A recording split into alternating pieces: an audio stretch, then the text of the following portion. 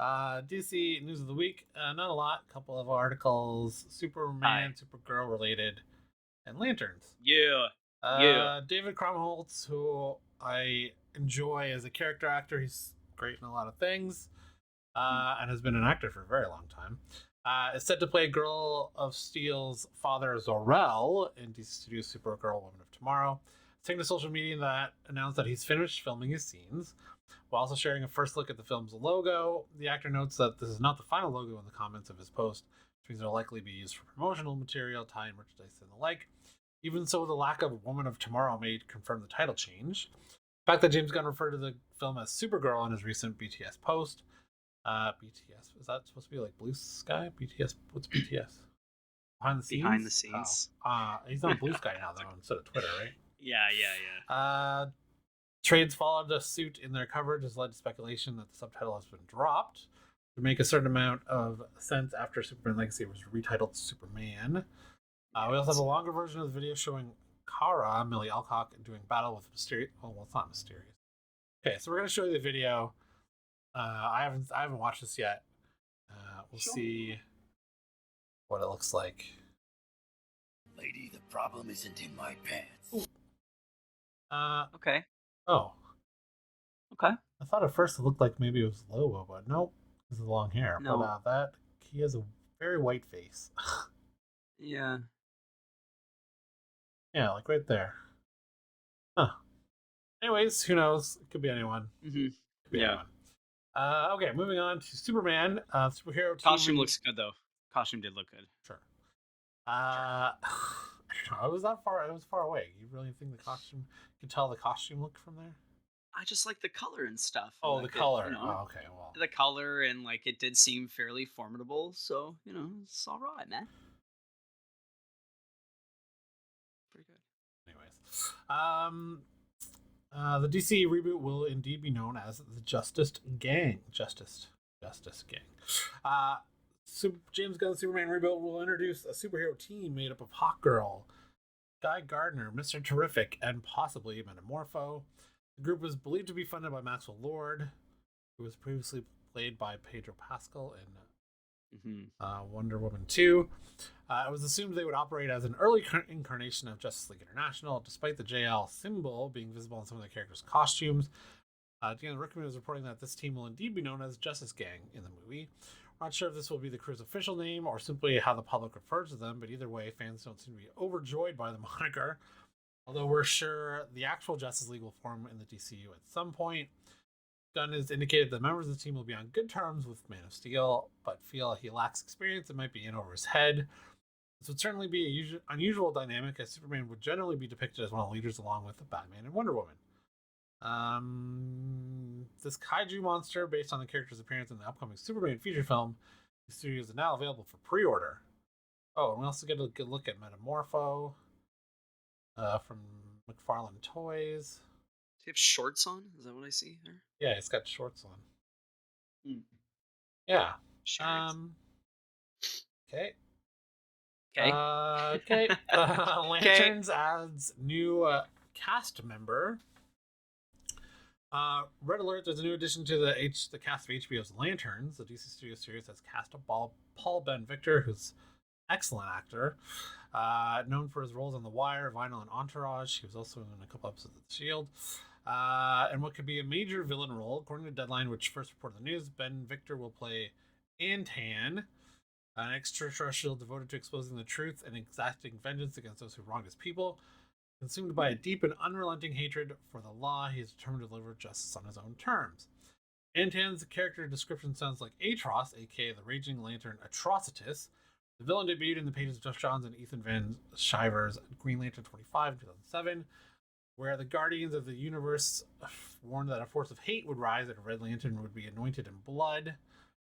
If the color green represents willpower that feels the power of the rings, one color in the spectrum that includes yellow, violet, orange, indigo, and blue, then red is rage. Yeah, we know that.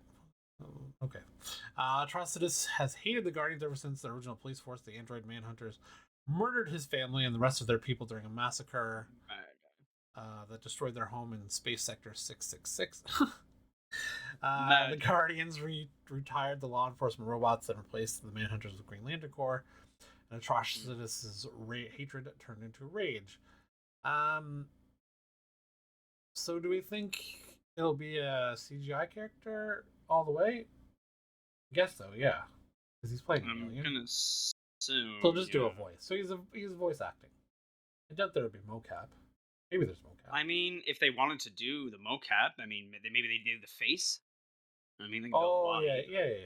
yeah. I wonder if Maybe he's it's like doing mocap or not. I'm Because this wondering is if supposed it's to be like a more of a grounded story, right? It takes place on Earth. Yeah. So I don't know how this guy. How he fits I'm wondering in. if it's gonna be more like what's his name in the original Green Lantern movie with Ryan Reynolds. Sinestro? Mark Strong? Yeah.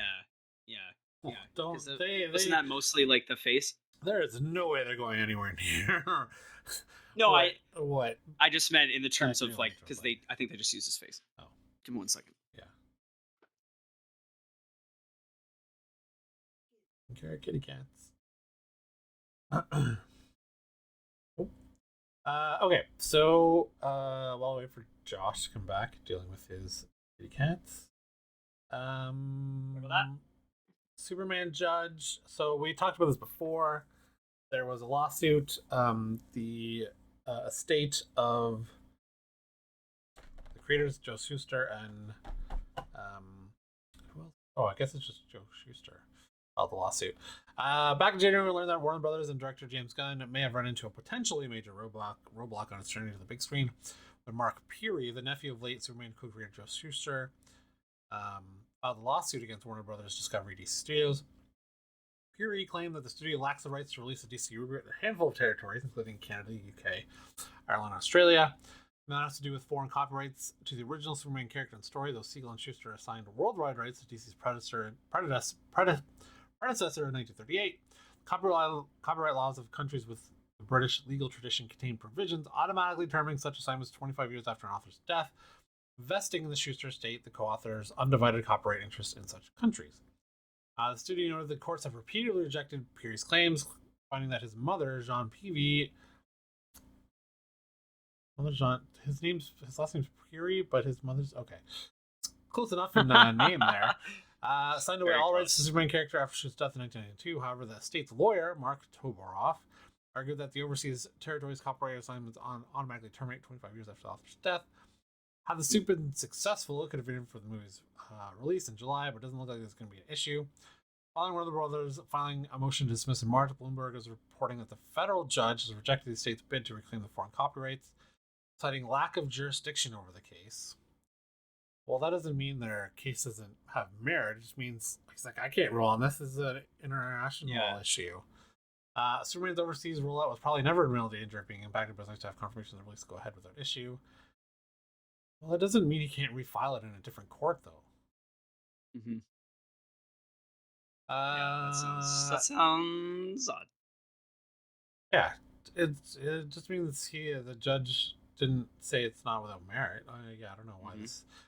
This is a potential win for Warner Brothers just because it might take him a while to sue again or file it in a different court, but it doesn't mean that it's not without merit. Okay, finally, Lantern's actor Garrett Dillahunt drops hint that he's playing Green Arrow.